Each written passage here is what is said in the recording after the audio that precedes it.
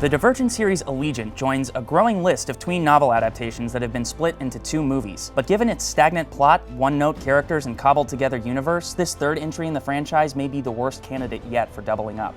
In Allegiant, Triss finally goes beyond the wall surrounding Chicago, where she and her friends discover a high-minded, scientific community that's been watching their every move. And, surprise, they're as blatantly sinister as the faction-based government from the previous 2 films. So instead of just taking down one corrupt faction, Triss and her friends must confront the outside world and deal with the scientists trying to control their city.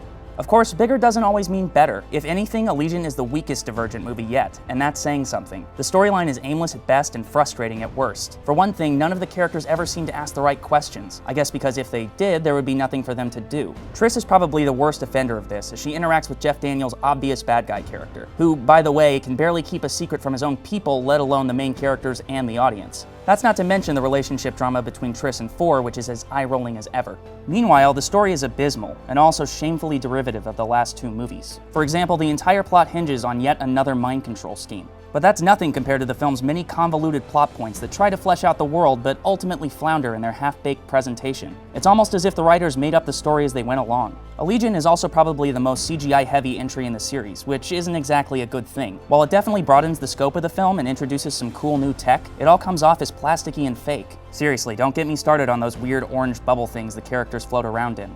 It also doesn't help that the actors seem to be sleepwalking through their performances. Honestly, I just feel sorry for star Shailene Woodley, whose exhaustion appears to reflect the audiences at this point.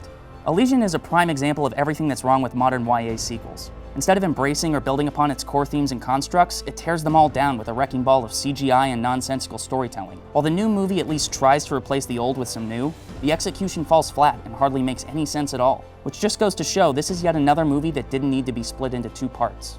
For more movie reviews, keep it on IGN.